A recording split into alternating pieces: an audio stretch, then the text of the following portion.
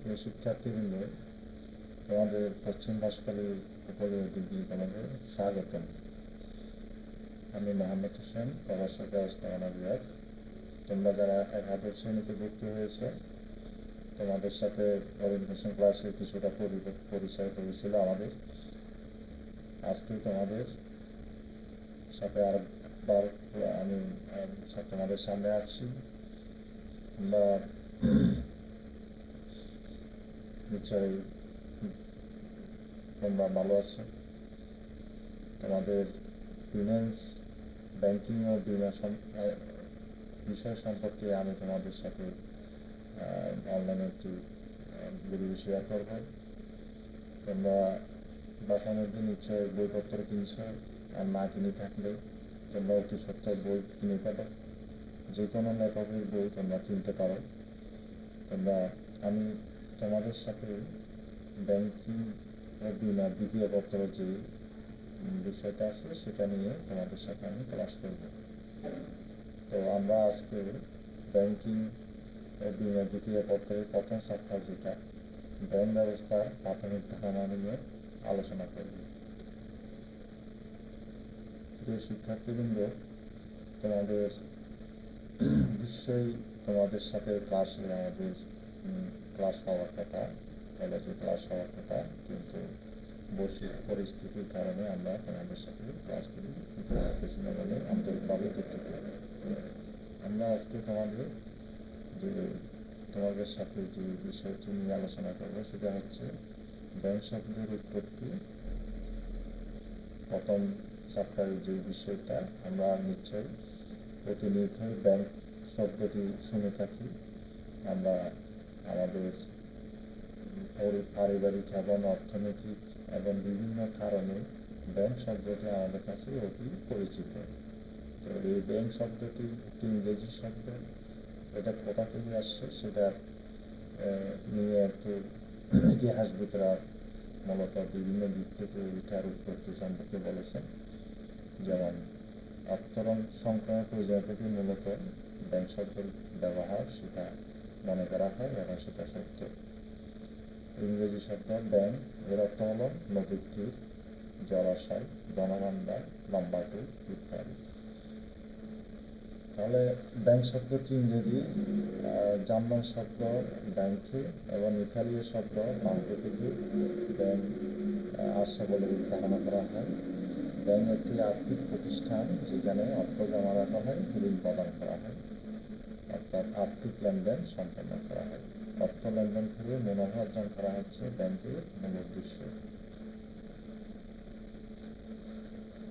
প্রিয় শিক্ষার্থীবৃন্দ, তোমাদের যে বিষয়টি নিয়ে তোমাদের সাথে আমরা শেয়ার করি সেটা হচ্ছে তোমরা বাসার মধ্যে থাকো এবং ভালো মতো পড়ালেখা করো, আমাদের ভিডিওগুলি দেখো, আর বাসায় বই কিনে আমাদের ক্লাসগুলির সাথে যে ক্লাসগুলি হয় সেই অধ্যায়গুলি তোমরা বাসার মধ্যে অবশ্যই পড়বে।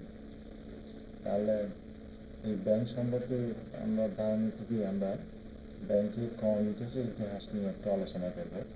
যেমন মুদ্রার প্রচলন ও ব্যাংক।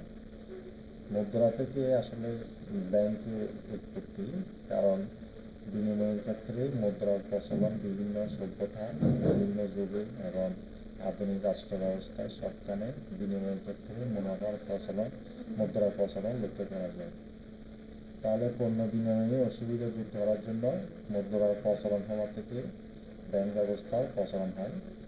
ব্যাংকে মুদ্রা জমা রাখা, উত্তোলন, ঋণ প্রদান ইত্যাদির মাধ্যমে মুনাফা অর্জন করার প্রতিষ্ঠানকে ব্যাংক বলা হয়। তাই বলা হয়ে থাকে মুদ্রাই হল ব্যাংকের জননী।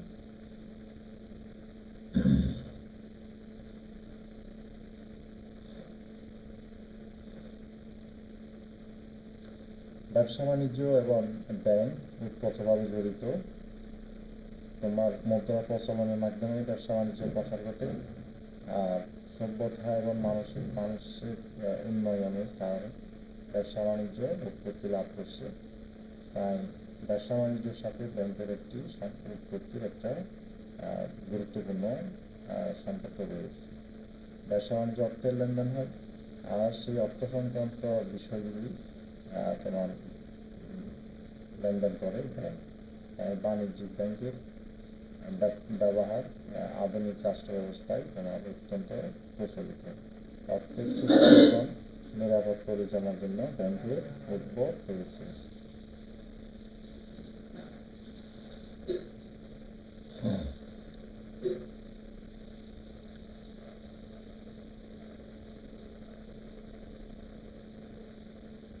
বিভিন্ন সভ্যতায় ব্যাংকের যে ব্যবস্থা সেটা নিয়ে আমরা একটু আলোচনা করব। যেমন সিন্ধু সভ্যতার নাম আমরা সবাই শুনছি, সেটি খ্রিস্টপূর্ব 5000 অব্দ থেকে 2000 অব্দ পর্যন্ত এই অঞ্চলে মুদ্রার প্রচলন ছিল বলে ইতিহাসে পাওয়া যায়। তারা ব্যাংকের মাধ্যমে লেনদেন করত।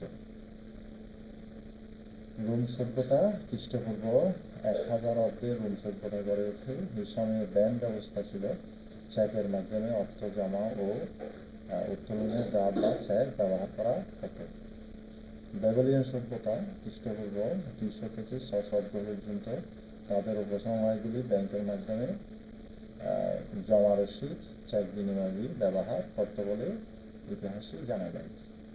গ্রিক সভ্যতা খ্রিস্টপূর্ব 400 থেকে 300 অব্দে গ্রিসের উপাসনালয়ে ব্যাংকিং ব্যবস্থার প্রচলন ছিল এবং এই যে উপাসনালয়ে পাঠগুলি যারা ছিল তাদের কাছে মানুষ অর্থ জমা রাখত এবং অর্থন থেকে অর্থ উত্তোলন করত। তারপর চীন সভ্যতা খ্রিস্টপূর্ব 600 অব্দে চীন শান্সি ব্যাংক প্রতিষ্ঠিত হয়। এটি পৃথিবীর সবচেয়ে প্রাচীন ব্যাংক হিসেবে ধরা হয়। এটি নোট প্রচলন এবং আধুনিক ব্যাংকের মতো কাজ করত। মিশরীয় সভ্যতা প্রাচীন মিশরে হ্যান্ডনোট এবং ব্যাংক নোট ব্যবহার করতে বলে তোমার ইতিহাসে পাওয়া যায়।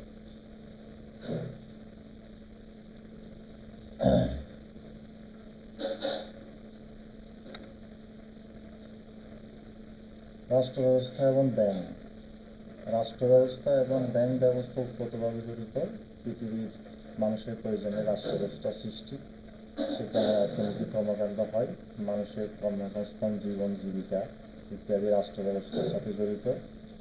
আর সেই ব্যবস্থাকে ডেভেলপ করার জন্য অবশ্যই ব্যাংকের প্রয়োজন। ব্যাংকের মাধ্যমে মানুষের অর্থনৈতিক কার্যকলাপ সম্পাদন করে এবং ব্যাংকের মাধ্যমে মানুষের একটি রাষ্ট্রের উন্নত ব্যবস্থা সৃষ্টি হয়। তবে রাজ্য ব্যবস্থা থেকে বর্তমান আধুনিক রাষ্ট্র ব্যবস্থা পর্যন্ত অর্থের লেনদেনের মাধ্যমে প্রচারিত হচ্ছে। রাষ্ট্রের কর আদায়, অর্থনৈতিক উন্নয়ন, মুদ্রার প্রচলন, বিনিময়, কথা প্রচলন ইত্যাদি ক্ষেত্রে ব্যাংকের প্রচলন অনস্বীকার্য।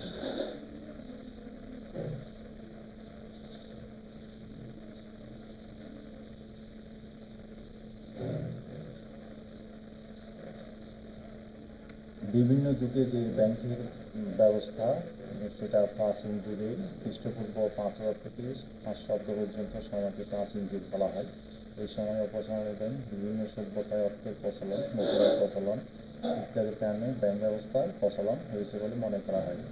মধ্যযুগ ধরা হয় তোমার খ্রিস্টপূর্ব 500 থেকে 1400 খ্রিস্টাব্দ পর্যন্ত সময়কে মধ্যযুগ ধরা হয়। এই সময়ে ব্যাপক শিল্প বিপ্লব এবং অর্থনৈতিক উন্নয়ন পৃথিবীর বিভিন্ন দেশে বিভিন্ন অঞ্চলে হয়েছে, যেটার মাধ্যম ছিল তোমার ব্যাংক।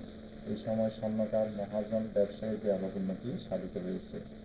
এই সময়ের মধ্যে ব্যাংকের আধুনিক ব্যাংকের যে বিনিময় বিল, ফন্দি, সিটা ইত্যাদি ব্যবহার হয় সেগুলি তখনকার থেকে প্রচলন শুরু হয়। আধুনিক যুগ যেটা বলা হয় 1400 সালের পর থেকে অগ্রগতির সময় আধুনিক যুগ। এই সময় ব্যাংক ছাড়া পৃথিবী অচল। এই সময় গৃহসাহিত্যে ব্যাংক ব্যবস্থার প্রচলন ব্যাপকভাবে লক্ষ্য করা যায়। ব্যাংকিং ব্যবস্থা ডিজিটাল পদ্ধতিতে পরিচালিত হচ্ছে। প্রিয় শিক্ষার্থীবৃন্দ, তোমাদের আজকে আমার পাঠ আলোচনা এই পর্যন্ত। তোমরা সবাই ভালো থেকো, তোমরা ঘরে থেকো, সুস্থ থেকো, স্বাস্থ্যবিধি মেনে চলো।